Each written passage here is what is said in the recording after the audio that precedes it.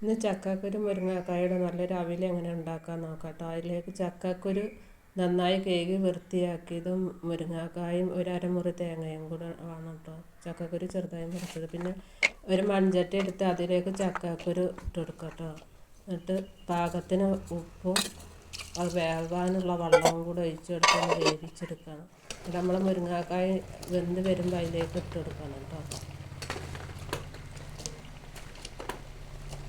വെന്ത് വരുമ്പോൾ അതിലേക്ക് ഇത് കുറച്ച് കൂടുതലുണ്ട്.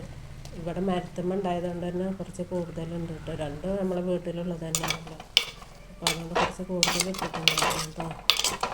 പിന്നെ അതിലേക്ക് ഒരു അരമുറി തേങ്ങ ഉണ്ടല്ലോ, അതിലേക്കൊരു കുറച്ച് പച്ചമുളക്, എരിവിനുള്ള പച്ചമുളക് കൊടുത്തിട്ടുണ്ടായിരുന്നു. പിന്നെ ചെറിയ ജീരകം, പിന്നെ ഒരു 3-4 ഉള്ളി ഉഴുന്നുള്ളി, പിന്നെ 2 ഉള്ളി വെളുത്തുള്ളിയും കൂടെ ഇട്ടിട്ടുണ്ട് കേട്ടോ. അതൊരു മിക്സിൻ്റെ ജാർക്ക് ഇട്ടിട്ടൊന്ന് ചതച്ചെടുക്കണം. അരക്കണ്ട കേട്ടോ, ചതച്ചാൽ മതി.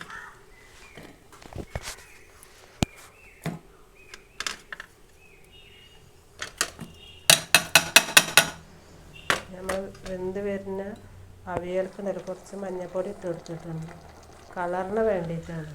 അത് ഇടണം നിർബന്ധമൊന്നുമില്ല. പിന്നെ നമ്മൾ ചതച്ച് വെച്ച് തേങ്ങയും കൂടെ അതിക്കിട്ട് കൊടുക്കണം കേട്ടോ. എണ്ണ ഇളക്കി കൊടുത്തിട്ട് വേറൊരു ചട്ടി അടുപ്പത്ത് വെച്ചിട്ട് അതിലേക്ക്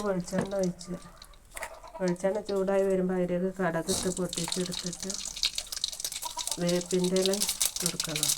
കഴുകി വൃത്തിയാക്കിയിട്ട് വേപ്പിൻ്റെ ഇലയും കൂടെ ഇട്ട് കൊടുക്കട്ടോ. ഇത് നമ്മൾ അവിയൽ റെഡി ആയിട്ടുണ്ടല്ലോ, അതിലേക്ക് ഒഴിച്ച് കൊടുക്കണം.